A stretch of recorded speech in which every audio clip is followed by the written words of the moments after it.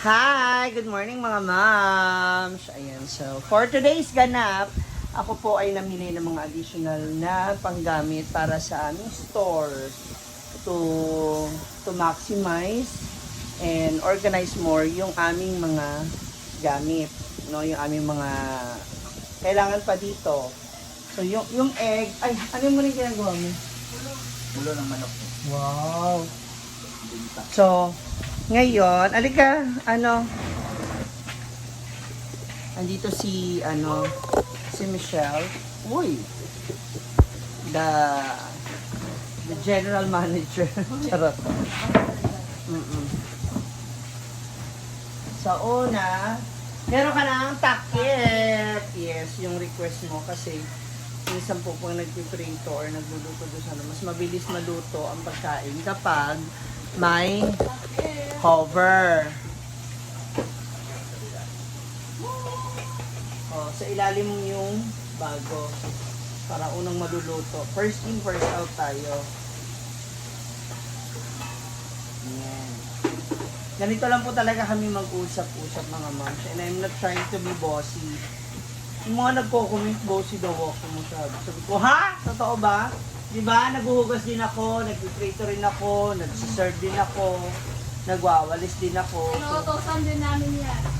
Tsaka paano mo sasabihin naging bossy ako? Ang bossy, yung hindi talaga kumikilos at all. Ako ay more like instructing. And tulungan kami syempre at the same time. So ito na yung takip mo. Kasya na to? Ito ka lahat. Yan sa malaki. Oh, sakto. So, syempre meron ka na rin. Calculator. Kasi nga po natataranta sila. Pag Marami. maramihan na. So, nagkakahirapan na sila. So, bumili ako ng calculator. Kasi malaki po siya. Oh.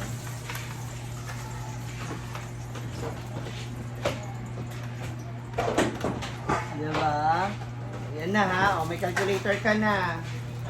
Then, I also bought some batteries. Yari, butang ko yung magkusutra. Bumili ako ng additional additional Yung nag-uusap na may galawan yun. trapo. And yung pang mark natin, kasi nawala, hindi na ko siya nailagay. Sorry Max, this is for you. I have a pasalubong for you. So, sabong panlaba para sa mga basahan na kailangan nilalabahan bago Umalis. umalis. Para kinabukasan, malinis na siya. So, we also have sunrocks to cleanse the tables, no?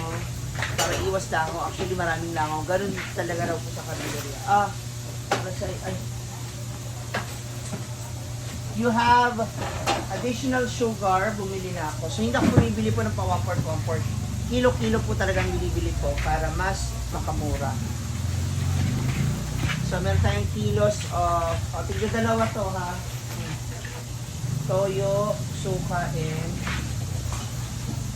hindi porket. Listen up here. Sorry Max. Hindi porket marami ng basahan, hindi nalalabahan, may bago pa naman. Ay, Ha? pusos na naman siya. Hindi ko sana, ilagay pa man. Oo nga, hindi ibig sabihin, para na sa ganun ba, malabahan maigi. Especially weekends. So, ayan, bago yan.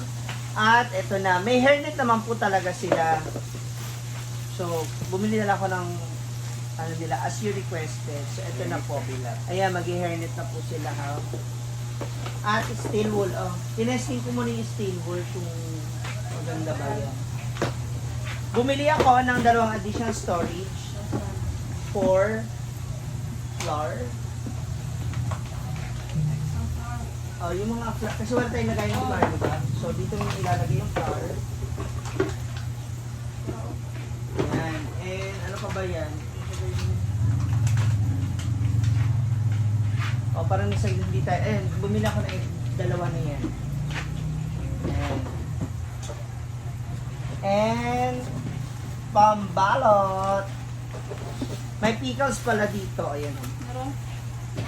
Kasi gagawa ako ng yung turo po ng kapatid ko sa akin na pickles. And pambalot. Ayan. So, para kumpleto na siya.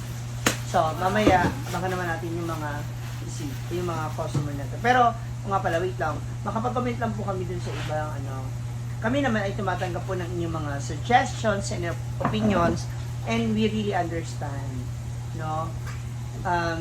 The reason bakit sila po yung pinaghahawak ko ng kaha, because that is my strategy to them, para ma-value nila yung pera. Kasi hindi po ako yung nakikiano sa kanila sa kaha kapag nagbabayaran ng mga customer. Kasi sila nakakalam kung sino po yung sinuservan nila. So, actually, pay as you order naman talaga yung gusto namin. Sana, di ba? Pay as you order naman po talaga ang gagawin namin. Kaya lang, nangyayari kasi minsan sa mga teachers, syempre dahil gutom na, ganun, di ba? Kakain na sila.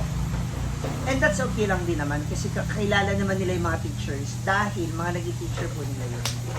So, ang nagiging pay as you order na lang is maraming sa mga student is yung mga nag-take out.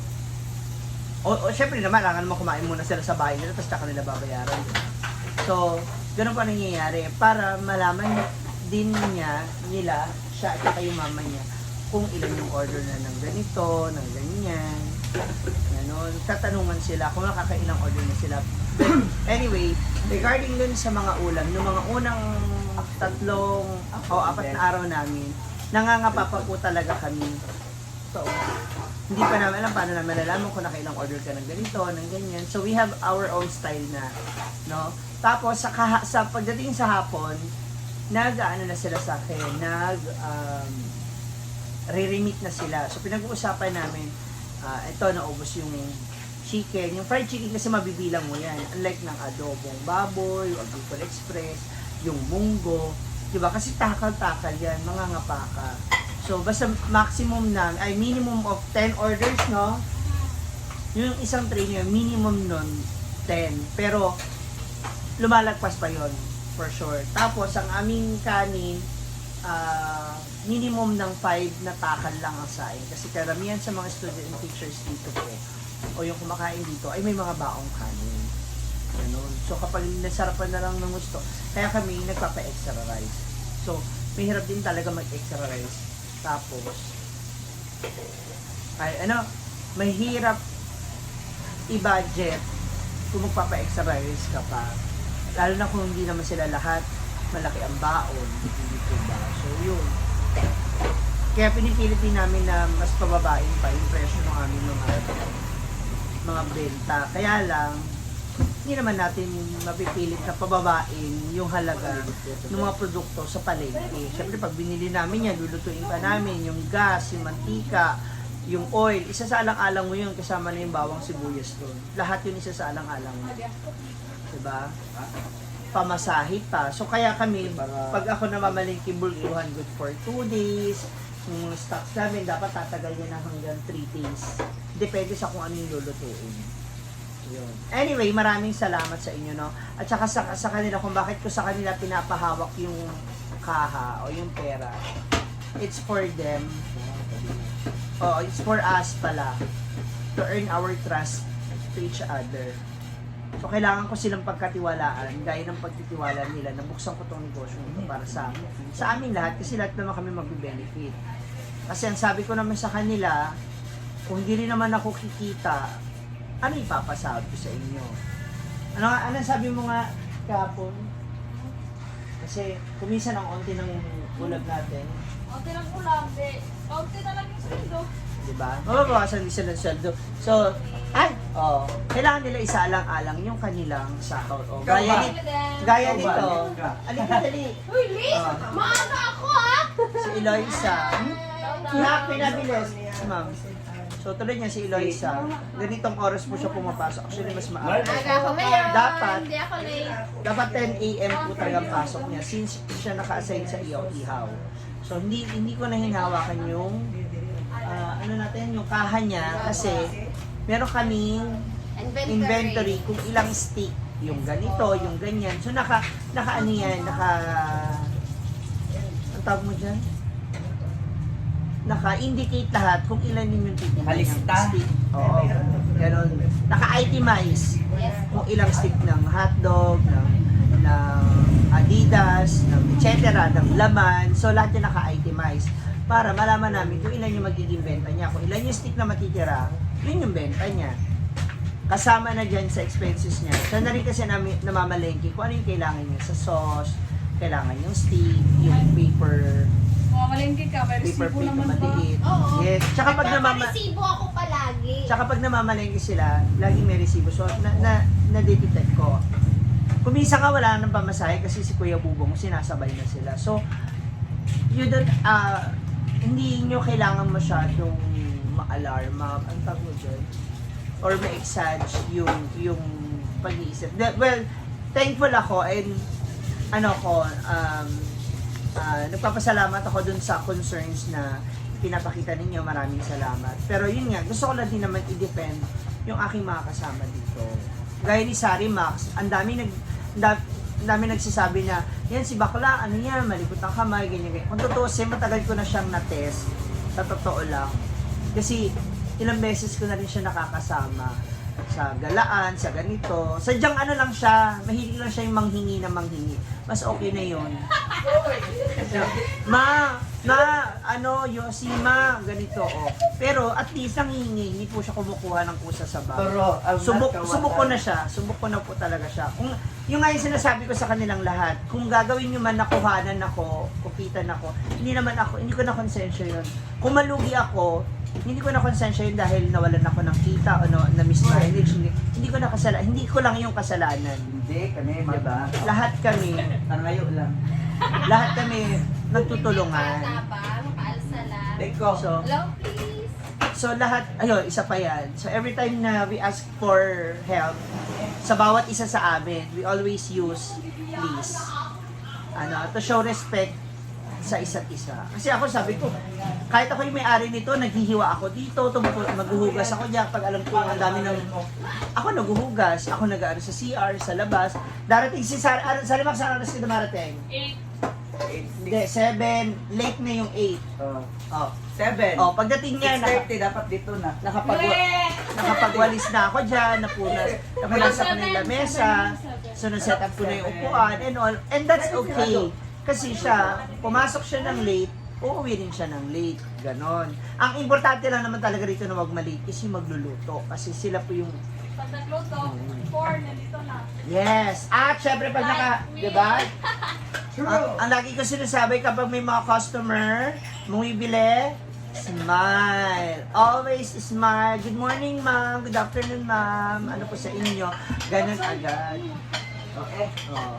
So, everything is okay naman po. At napag-uusapan namin yan everyday. Bago kami maghiwa-hiwalay, pag nagre-remit, anong problema kanina? May nangyari ba? May aberya ba? Meron ba dapat baguhin? May kailangan ba? So, automatic yan. Kapag naibigay na nila sa akin yung kita nila, ibabawas nila yung sahod nila, ibabawas na yung kailangan nila pamalengke, sila na bahala mamalengke. So, ang laking tipid mo. Kung totoo siya, napakalaking tipid, napakalaking tulong ng ginagawa nila. Doon sa talent fee na, sa sweldo na binibigay ko sa kanila, naku po. Diba? Ang importante, free meal sila dito. Sa isang linggo, may 2 beses silang pwedeng mag-soft drinks. Pwede sila magkape everyday. Oh. Diba? So, give and take relationship. And again, dun sa mga nagbibigay ng kanilang concerns and comments, negative man yan or positive, thank you. We appreciate it. So, ngayon lang, gusto ko lang din i-open up sa inyo, may paliwanag sa inyo kung anong relationship din meron kami dito sa loob. Once again, pakilala na kasi kayo, halika, dali. My name is S. Sari Max. My name is Michelle. M. Ano ba yan? Puro kayo letter. Ali, D. So, si Dayan. S-M-E. D. Siya si D. My name is E. Eliza. Eliza. Diba? And si V. Si Ate V wala. Si Ate Vivian. So, yun lang, everyone. So, kasi nga pala ako nga si Ma'am si G. Sa mga letter tayo, no? True. G, S, M. Hala, alak man tayo. GSM lo. So, ayan, maraming salamat for watching. I hope you understand. And thank you so much again sa mga comments and suggestions niyo. So, nasa process pa rin kami ng improvement and yung communication namin sa isa't isa. Maraming salamat. God bless you all. Bye-bye! Bye-bye na kayo sa kanila. Bye. Bye. O, di ba? Habang nagbablog ako rito, busy sila gumagawa. Galaw-galaw pa rin.